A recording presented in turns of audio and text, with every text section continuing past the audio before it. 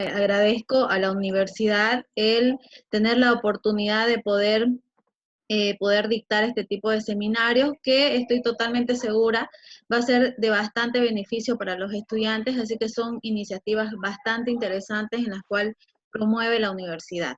Darles las bienvenidas a todos. Mi nombre es Soraya Roca, como decía el licenciado Henry.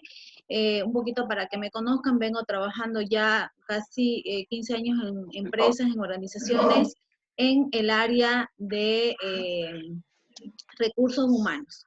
En esta oportunidad, bueno, vamos a hablar sobre el proceso de reclutamiento y selección de personal, que personalmente considero es esencial que ustedes como estudiantes puedan conocerlo, porque va a haber un momento que obviamente van a ser parte de un proceso como postulantes, pero también va a haber la oportunidad y el momento en que ustedes puedan participar como evaluadores ya en un proceso de selección.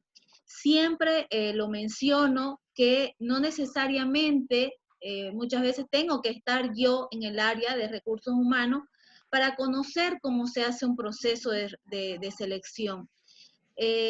La verdad, hoy por hoy, cumple un rol muy importante cada una de las áreas cuando el área de recursos humanos como cualquier otra área necesita incorporar a la empresa una persona o un colaborador. En ese sentido, debemos estar preparados nosotros para hacer un buen proceso y efectivamente contratar a la persona adecuada que vaya a cumplir con el perfil que la organización está buscando para que forme parte de su equipo de trabajo. Mencionado todo esto, vamos a iniciar. Bueno, yo colocaba esta águila porque quería, mencionar cuál específicamente va a ser el objetivo de este curso. Y cuando yo les hablo de objetivos, jóvenes, considero que para todo lo que nosotros vayamos a realizar en la vida como estudiantes y como profesionales, siempre debemos plantearnos un objetivo, ¿no? ¿Para qué? Para que todo lo que vayamos trabajando ya nos ayude a conseguir ese objetivo como tal. A veces es mucho más complejo cuando nosotros en la vida diaria no nos planteamos un objetivo y vamos desarrollando muchas cosas que no están mal porque nos ayudan a crecer como profesional o como persona. Sin embargo, si no tenemos un objetivo fijo, muchas veces nos dispersamos ya en el objetivo que realmente deberíamos conseguir. En este caso, el objetivo de este seminario es proporcionarles a ustedes herramientas que le permitan ser parte importante de un proceso de selección, colocándolos en situaciones de empleador. Cuando hablo de empleador me refiero eh, a la empresa como tal, ¿ya? O colaborador y postulante. No sé quién está con el micrófono encendido, por favor, si lo puede colocar en silencio. Gracias. Igual, bueno, los puede colocar en esta posición de colaborador y postulante, ¿no? Entonces, es lo que yo les mencionaba al inicio. Es tan importante en cualquiera de estos aspectos que nosotros podamos conocer esta herramienta tan importante como es el proceso de selección. Y yo, por favor, les pido que si ustedes tienen alguna consulta al momento que yo les estoy explicando, no hay ningún problema que me corten, ¿ya? O, en todo caso, que vayan colocando en el chat las consultas que ustedes deseen, ¿ya? Para que no se les olvide. Antes de poder entrar a este proceso de selección de personal, es importante ubicarlo dentro de esta área de gestión del capital humano, porque la área de proceso o este proceso como tal de selección de personal forma parte de una área de gestión del capital humano, ¿ya? ¿Y cuáles son aquellas? La primera es, solamente para que ustedes la conozcan, vamos a ir así súper rápido, es la valoración de cargo, que quiere decir es toda la estructuración o el perfil o el diseño que nosotros vayamos a hacer cuando nosotros creamos un cargo. Es decir, no sé, se abre la empresa un cargo, voy a ser súper sencilla, de cajero, ya no había, digamos, en la organización de cajero, y lo que tengo que yo hacer es justamente definir el perfil de este cargo, es siendo muy específico en aquellas actividades y competencias que debería tener. O sea, le doy un valor a ese cargo. Luego viene el proceso de selección, luego la parte de formación. Toda esta parte de formación o este proceso como tal de formación se refiere a la parte de donde todos los colaboradores se vayan formando ya dentro de su área o dentro de sus funciones como tal, ya para crecer dentro de la organización, y obviamente este plan de formación que se realiza o se elabora dentro del área de recursos humanos para toda la organización, efectivamente es para beneficio de la misma empresa. ¿Por qué? Porque al capacitar a su capital humano, vamos a tener personal mejor preparado que va a colaborar en el objetivo que tiene la organización como tal para cumplir o llegar a los logros, ¿no?, de sus objetivos. Luego venimos con compensación de personas, que todo esto se refiere a la parte salarial, ¿ya? Es todo lo que nos referimos a las planillas y salarios. Y por último, es la parte de evaluación. La parte de evaluación se refiere no solo a la evaluación de todo el proceso o la evaluación de evaluación de desempeño del capital. No solo nos referimos a esto, sino aparte del proceso de evaluación que implica las evaluaciones de desempeño, de eficacia y todo eso, se refiere a la evaluación como tal de todos los procesos que se llevan a cabo dentro del área de gestión del capital humano. Es decir, tiene que haber una evaluación, porque si yo lo planteo así como tal y no hay una evaluación, algo que lo valide, o no haya indicadores de por medio que me permita verificar que lo que yo estoy haciendo en el área de gestión de talento humano se está pudiendo llevar un resultado, está pudiendo ser eficaz o eficiente lo que yo haya implementado, entonces no va a ser de gran valor para la organización. Todo tiene que ser evaluado. Hoy vamos a ver esta parte de selección de personal, como ya lo hemos venido mencionando. Para entender un poquito este proceso, vamos a mencionar dos definiciones importantes. Una es de Marta Hayes, que dice, es el conjunto de procedimientos para evaluar y medir las capacidades de los candidatos. Simplemente ella dice, es un procedimiento como tal que nos ayuda de alguna manera a poder medir estas capacidades que tienen aquellos postulantes cuando se presentan a un cargo como tal. Luego, dice Lowart, es el proceso por el cual elegimos candidatos para el cargo que estimemos. Ya es parecido a lo de Marta Hayes, sin embargo aquí dice, elegimos aquel candidato para el cargo que nosotros tenemos previsto contratar dentro o que está en la vacancia para la organización. Siendo así, es importante mencionar algunos conceptos porque eso es algo que lo vamos a ir viendo en el transcurso del seminario, y esto es la definición de qué es cargo. Cargo es una unidad organizativa que consiste en un conjunto de deberes y responsabilidades. Sencillamente es eso, ¿no? Es un conjunto de deberes y responsabilidades, es lo que define a lo que es un cargo. Tarea es un conjunto de actividades individuales, ¿no? En este caso se lo define como individual porque es una tarea como tal, ¿no? Hay tareas obviamente que se asignan de manera grupal, pero que cada uno de los integrantes del equipo cumple con una responsabilidad. Por eso se dice es un conjunto de actividades individuales. Las funciones es un conjunto de tareas totales que conforman un cargo. Por ejemplo, la función del gerente. Realmente, esto es lo que yo les decía y me va a ayudar mucho esta definición para que ustedes puedan entender. El perfil de cargo es la recopilación de los requisitos y calificaciones exigidas para el cumplimiento satisfactorio de la tarea. Nosotros tenemos que tener en claro cuál es el perfil de cargo, debo tener la información completa y correcta acerca del perfil de cargo, porque eso me va a permitir poder realizar un proceso de selección adecuado. Eso de todas maneras lo vamos a ir desarrollando más adelante, pero son conceptos que necesariamente deberían estar claros para poder avanzar todo este tema de procesos. Ahora, ¿qué es lo que nosotros realmente estamos buscando en un candidato? Hoy las organizaciones, ¿qué es lo que buscan en un candidato al momento de lanzar una convocatoria? Hoy, jóvenes, lo que se está evaluando demasiado en un candidato son el tema de las competencias.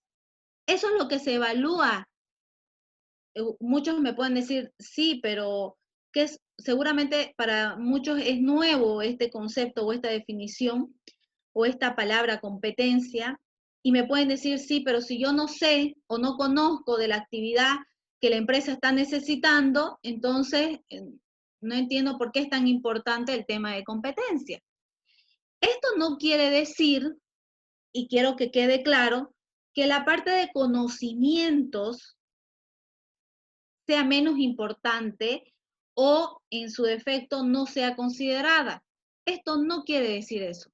Lo que quiere decir que efectivamente va a haber cargos que requiera de experiencia, y ustedes tienen que revisar esas convocatorias cuando dice, se requiere 1 año, se requiere 2 años de experiencia en el puesto o 1 año de experiencia en el puesto. Hay cargos, jóvenes, que no se necesita experiencia, porque si no, imagínense, muchos profesionales nunca entrarían a trabajar. Hay cargos que solo se necesita que sea profesional o egresado o titulado de la carrera, de cualquier carrera que sea, pero que se evalúa en esos aspectos es la parte de competencia. Y la competencia hace referencia a las características de personalidad, devenidas en comportamiento. ¿A qué se refiere devenidas? Que son manifestadas a través de comportamiento, que generan un desempeño exitoso en un puesto de trabajo. Y esto lo dice Marta Hayes. Importante el tema de competencias porque se ha podido evidenciar en todo este tiempo que yo puedo contratar a una persona que conozca muchísimo del trabajo, tenga bastantes años de experiencia en el cargo, pero la persona no sabe trabajar en equipo. La persona no tiene relaciones interpersonales. La persona le cuesta asumir sus errores. La persona no tiene reacción inmediata ante situaciones que se requiere o requiere la empresa una respuesta rápida. Entonces, eso de lo que yo les estoy hablando son competencias, jóvenes, que ustedes deben ir trabajándolas y desarrollándolas, porque eso es lo que te va a hacer que te quedes en una organización o no. ¿Por qué? Porque la organización está pensando ahora, y yo les comento lo que se está hablando hoy por hoy en las organizaciones, está buscando, o sea, es consciente de que la parte de conocimientos puede capacitar a la persona, la puede capacitar en el transcurso del tiempo, puede realizar ciertas capacitaciones para este colaborador. Sin embargo, el tema de no trabajo en equipo, el tema de la poca empatía que pueda tener este colaborador, es algo que no se puede enseñar. Y y quiero que también dejar claro que las competencias no se nacen. Muchas de las competencias sí nacemos. Otras de las competencias las vamos desarrollando con el tiempo, ¿ya? Y otras competencias las podemos ir incorporando dentro de nosotros. Ahora, las competencias se caracterizan por 4 saberes. La primera, el saber de conocimientos generales, disciplinarios, profesionales y capacidades intelectuales como tal. Es una competencia.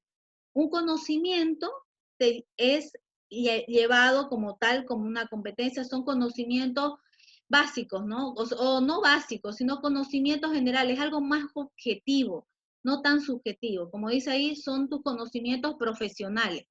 Ese es el saber, ¿ya? Luego viene el saber hacer, que es todo lo referido a habilidades y destrezas.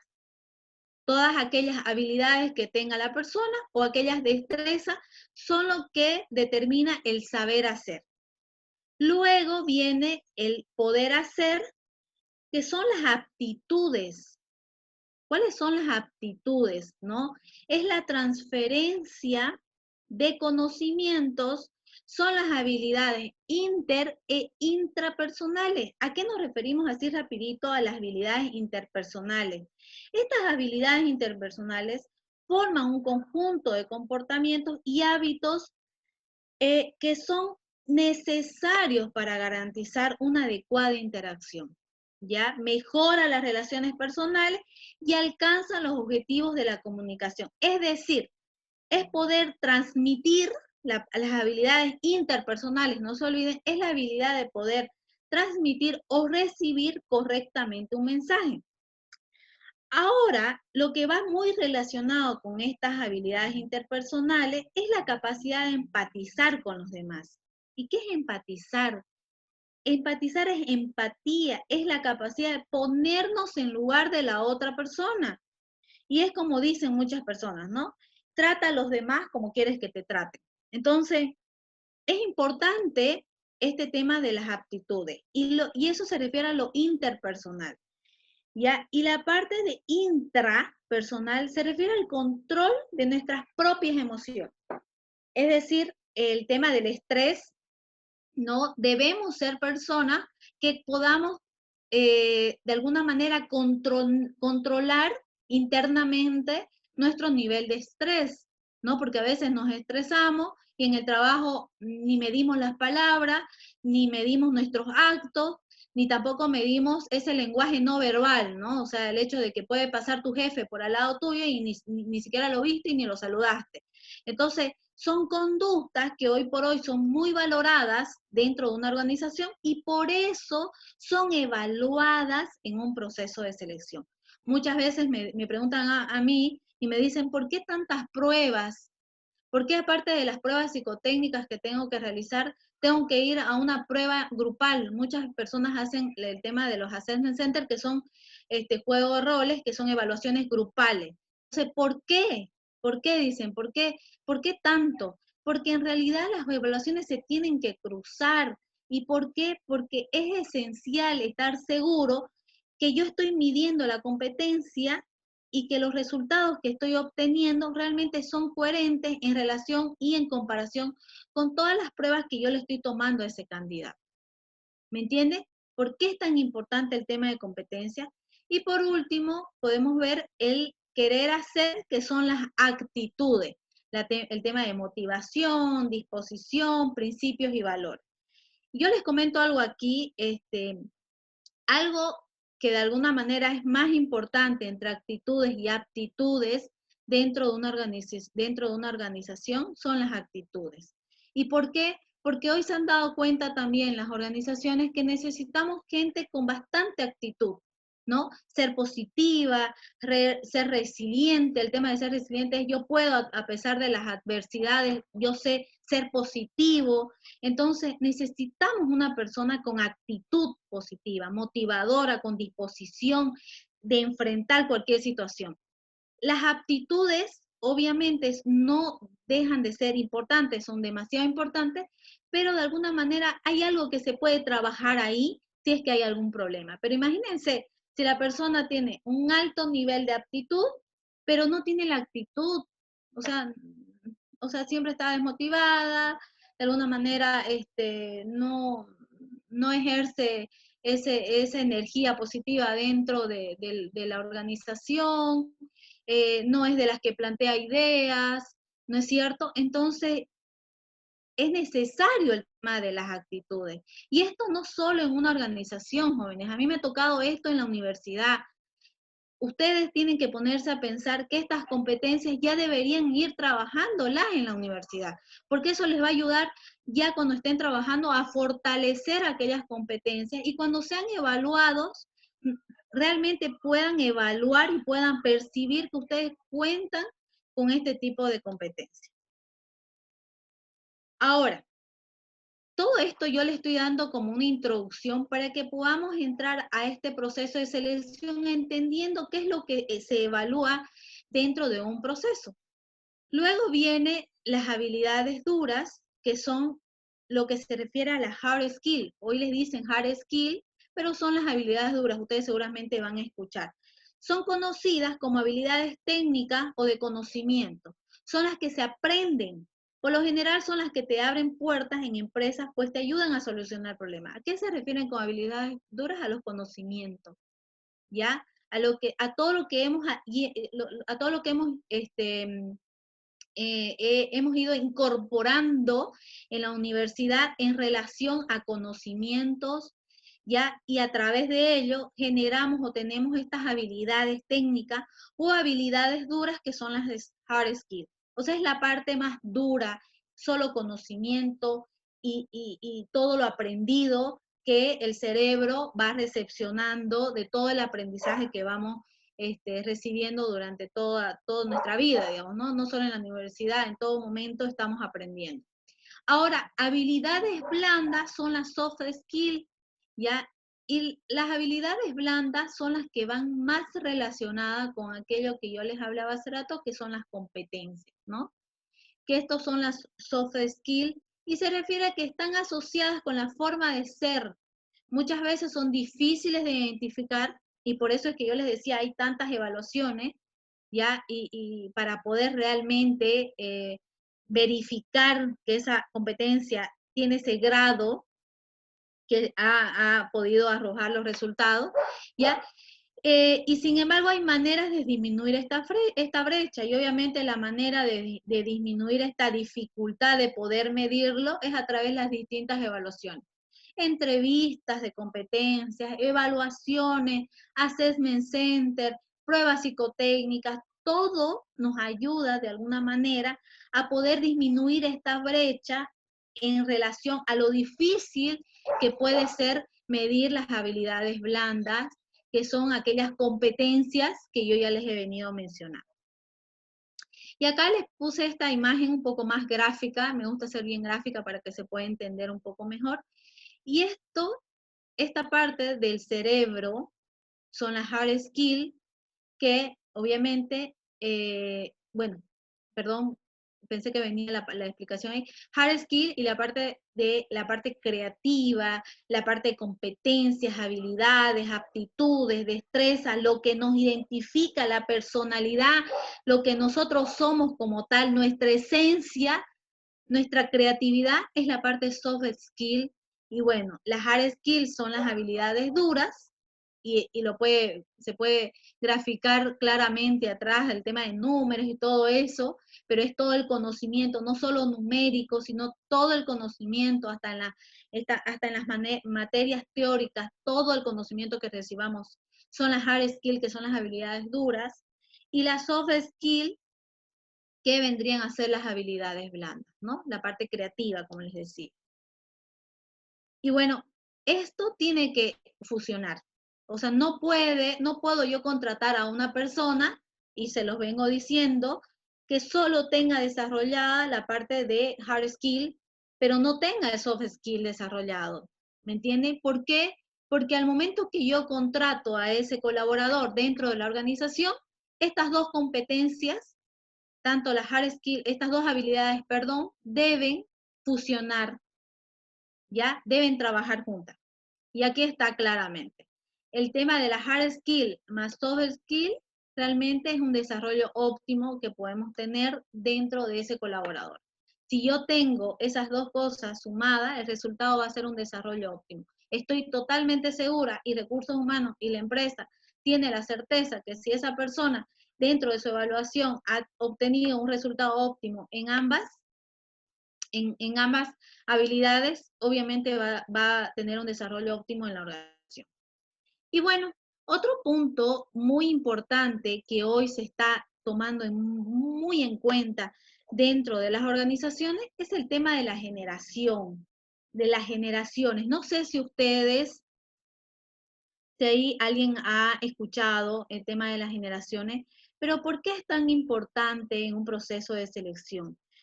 Porque al momento de que nosotros hagamos este proceso o iniciemos un proceso de selección, es importante definir qué generación sería la adecuada para poder ocupar ese cargo. Y al momento de que yo identifique la generación que yo necesito para ese puesto de trabajo, me va a permitir tener información o características que yo debería considerar en un proceso de selección.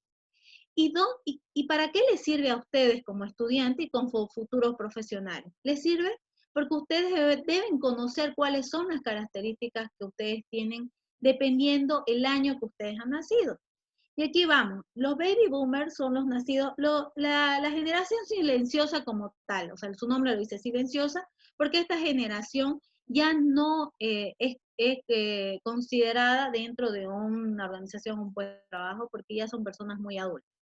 Sin embargo, la baby boomer es del año 1946, lo que ha nacido de ese año al año 1964. Estos son más análogos y las características son que tienen más o menos de los 55 a 73 años, son comprometidos con su trabajo y motivados por tener una buena posición económica. Demuestran fidelidad a la empresa y buscan seguridad y estabilidad laboral. Se van a ir dando cuenta cómo ha cambiado las características cuando lleguemos a la generación Z.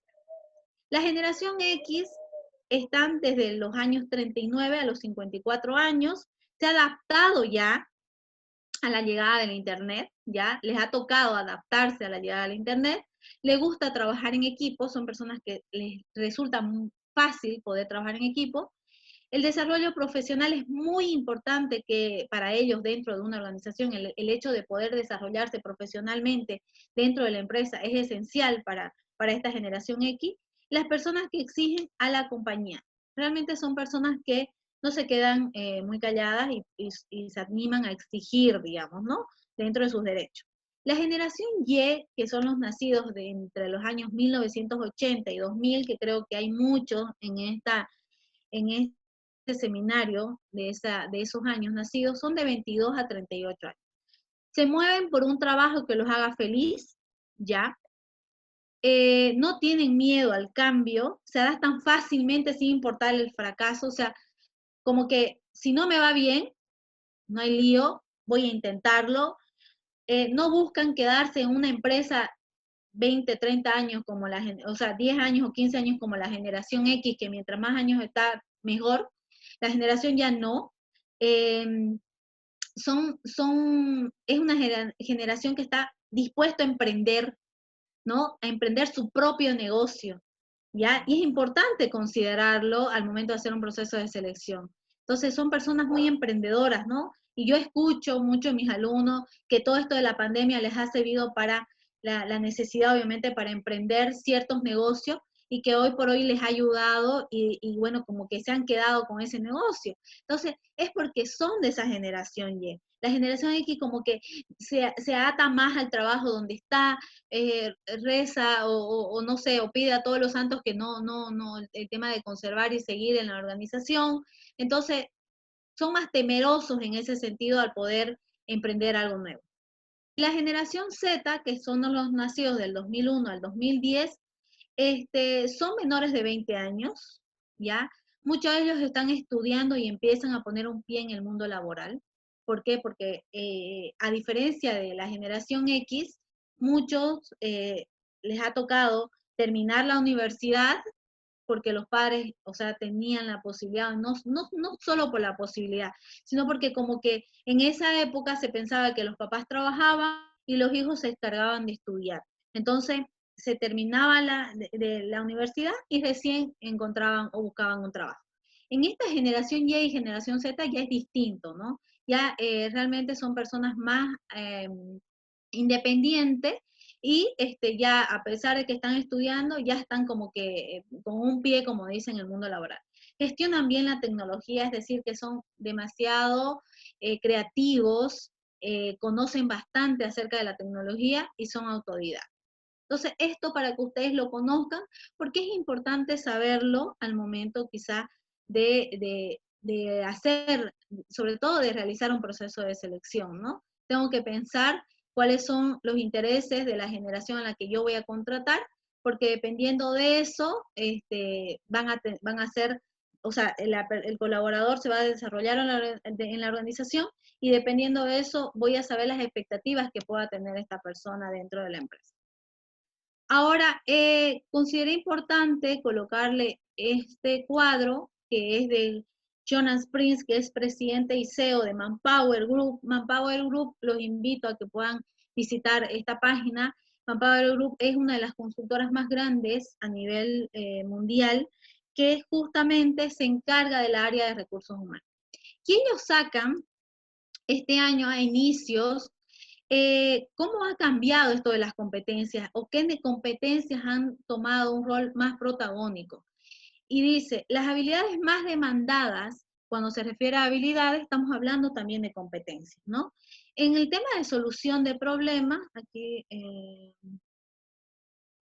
la parte de solución de problemas complejos, en el 2015 estaba en una posición 1 y se ha mantenido.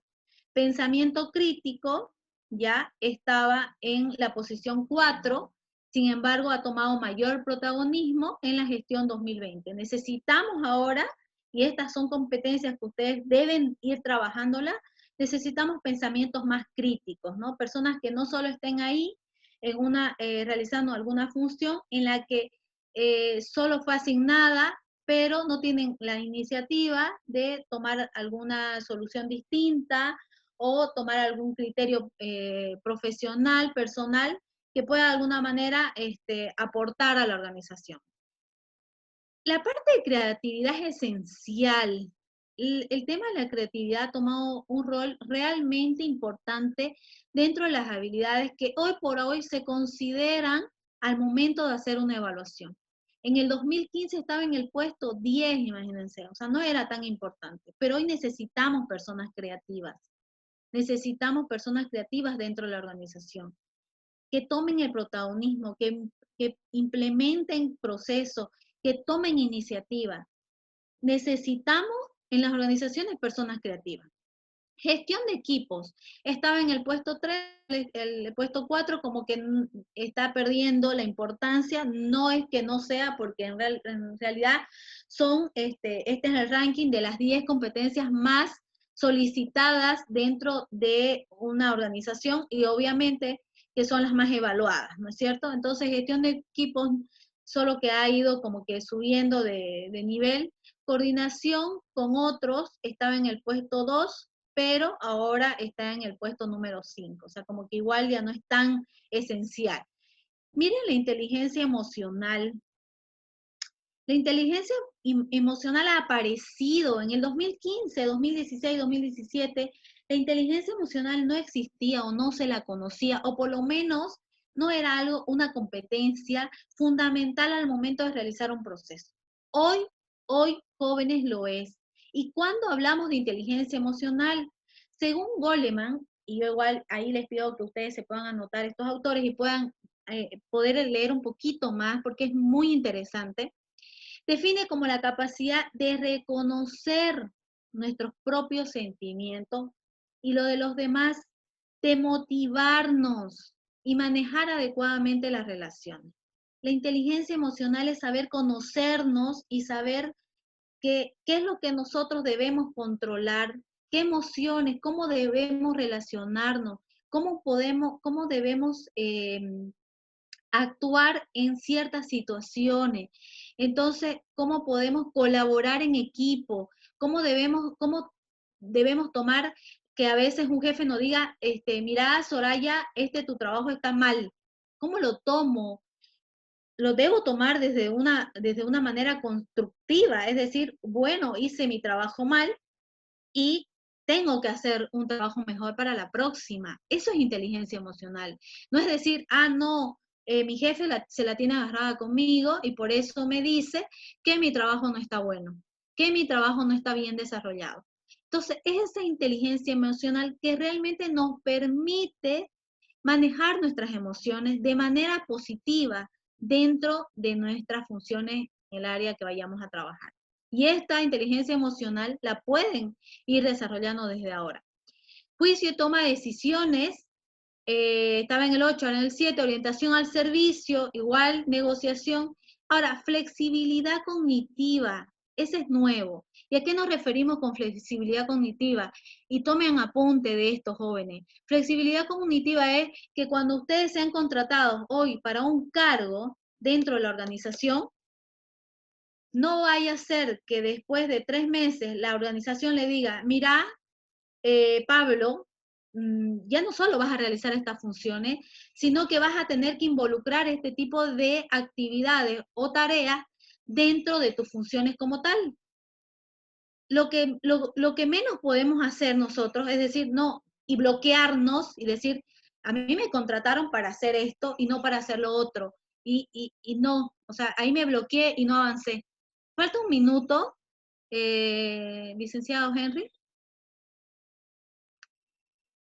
Volvemos al mismo link, me parece, ¿no? Perdón, 3, 4 minutos tenemos. Ah, ya, aquí me sale un minuto, perfecto. Entonces, debemos tener esa flexibilidad cognitiva. Nos ha tocado en esta época de la pandemia el que muchas personas, en vez de tomar esta situación de manera positiva, ya se han bloqueado y han dicho, no, yo no conozco la plataforma, me parece complicada, no puedo trabajar, no puedo subir mi trabajo. Y a veces, yo le digo, así como docentes nos ha pasado, digamos, ¿no? Que esto no lo puedo, no sé cómo subirle la tarea a los estudiantes, cómo tomo los parciales, se me hace más complejo que una cosa que la otra. No, ahora